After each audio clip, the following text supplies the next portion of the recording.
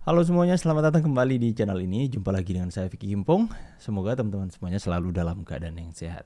Kembali lagi kita akan membahas tentang dinamika politik kali ini. Dan kali ini kita akan menyaksikan sama-sama bagaimana seorang Pak Mahfud MD yang kemudian kembali lagi menyindir DPR dalam kesempatannya dia berpidato. Saya nggak tahu karena hal apa akhirnya dia keluarkan sindiran ini, akan tapi kita akan sama-sama membahas videonya. Dan ini yang membuat saya tertarik dengan sosok Pak Mahfud MD. Saya benar-benar tertarik karena beliau adalah sosok yang berani, yang berintegritas yang tinggi, adalah sosok yang jujur dan netral, dan benar-benar memiliki sikap hati yang tulus dalam memihak kepada rakyat dan tanpa pandang bulu menegakkan hukum, keadilan, kebenaran di negeri ini. Kita akan bahas dulu videonya, kemudian kita akan memberikan komentar. Link original video saya sertakan di deskripsi, dan tanpa perlu banyak basa-basi lagi, let's play this video, let's go. Gini loh, undang-undang ASN itu, ya itu fakta ya. Ada orang membawa tenaga honorer, nggak ikut tes gitu ya, lalu tiba-tiba diberi jatah ASN. Jadi ceritanya begini, yang bikin pusing ini. Ketika Pak SBY Pak itu berkampanye untuk jadi presiden, dia berkampanye semua tenaga honorer yang ada di Indonesia akan diangkat menjadi PNS ASN. Dan Pak SBY memenuhi janjinya.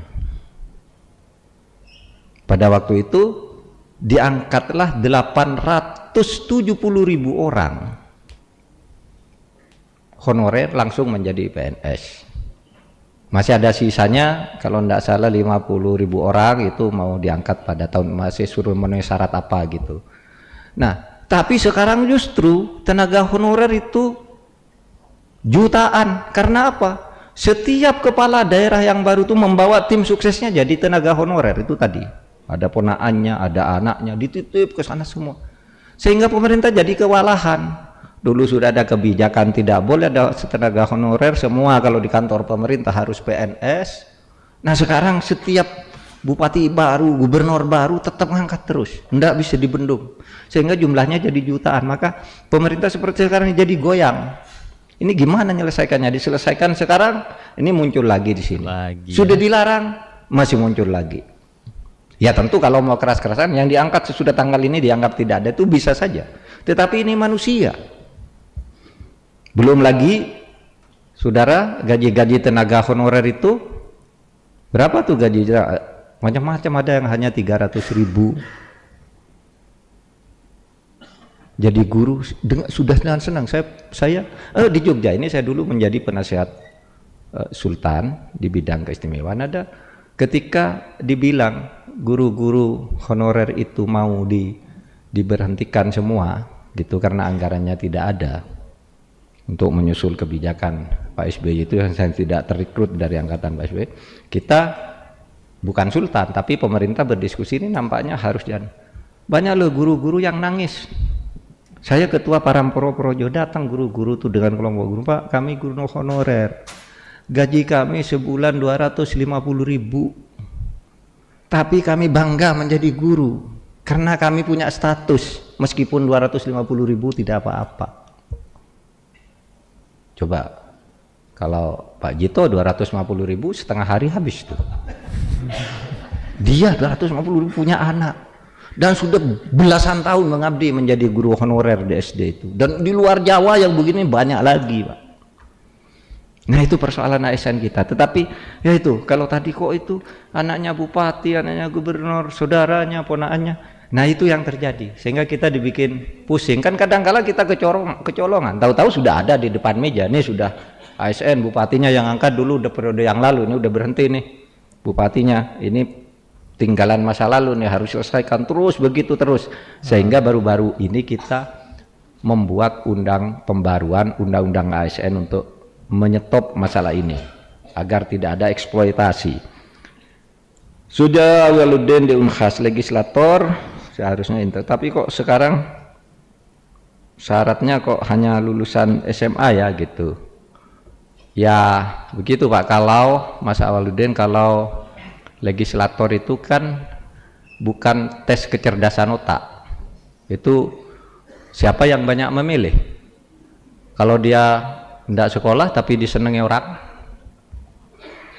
pinter dongeng, pinter pinter nari gitu, kan dia dikenal, dipilih. Itulah salah satu tadi yang saya katakan. Yang saya katakan itu, kenapa dulu Plato bilang demokrasi itu jelek? Karena orang bisa salah pilih, orang yang tidak capable, tidak punya kualitas dipilih karena kesesatan cara memilih. Tapi itu adalah bagian dari demokrasi. Cuma meskipun ada gitu, demokrasi itu tetap lebih bagus dibandingkan dengan sistem lain yang sama-sama jelek gitu. Jadi itu juga ditanyakan oleh Profesor Amiruddin ketika saya ke Unhas, guru besar Visipol Unhas bertanya, Pak, kenapa sekarang untuk jadi ini aja harus sarjana, jadi ini masa anggota DPR yang mewakili rakyat hanya SMA gitu? Ya begitulah undang-undang. Kata Casey Webb, undang-undang itu adalah resultante, kesepakatan mereka yang membuat. Nah, mereka yang membuat rata-rata lulusan SMA, ya sudah buat syarat ini aja. Kan itu yang buat undang-undangnya kan begitu, resultantenya ya ketemu di situ. Nah, itu akibat dari sebuah pilihan atas demokrasi. Oke teman-teman, jadi menarik sekali ya yang dikatakan tadi Pak Mahfud MD. Ada sebuah tokoh yang mengatakan bahwa demokrasi sebenarnya adalah hal yang paling buruk untuk dilakukan, karena dia mengatakan bisa saja masyarakat itu atau orang yang memilih itu memilih tapi dengan cara yang sesat, mungkin salah dalam menilai seseorang. Tapi mungkin statement itu dikeluarkan di zaman dulu ya, di zaman yang tidak semodern sekarang, yang tidak secanggih sekarang, yang tidak segampang sekarang. Setiap masyarakat itu akses sosial media dan melihat pemberitaan di mana-mana. Saya percaya demokrasi sekarang itu dan rakyat sekarang itu sudah lebih pintar, sudah lebih paham dalam menilai seorang, dan istilah sesat dalam memilih itu saya pikir itu sudah tidak akan terjadi lagi, karena masyarakat Indonesia sudah mengalami hal yang membuat kita semua menjadi pintar. Kita semua tidak mudah disesatkan lagi oleh dongeng-dongeng yang dikatakan oleh Pak Mahfud tadi. Tidak mudah disesatkan oleh janji-janji manis yang seolah-olah mengungkapkan diri mereka, karakter mereka adalah sosok yang baik, sosok yang berintegritas, yang akan memenuhi janji, tapi akhirnya ketika mereka terpilih, semua apa yang mereka sampaikan itu nol besar. Dan itu terjadi, makanya dibilang rakyat disesatkan dengan omongan-omongan mereka. Akan tetapi seperti yang saya selalu katakan bahwa netizen Indonesia, masyarakat Indonesia sudah lebih pintar dalam melihat sosok. Tidak mudah terpengaruh dengan janji-janji manis, tidak mudah terpengaruh dengan kata-kata manis saja. Tapi masyarakat Indonesia sudah bisa mengakses dan sudah bisa mengetahui rekam jejak calon presiden. Seperti apa sih orang ini sebenarnya? Dia pernah terlibat dengan apa sih? Ya, jadi mungkin sekarang zaman sudah berubah dan demokrasi akan lebih baik lagi karena masyarakat mengalami revolusi.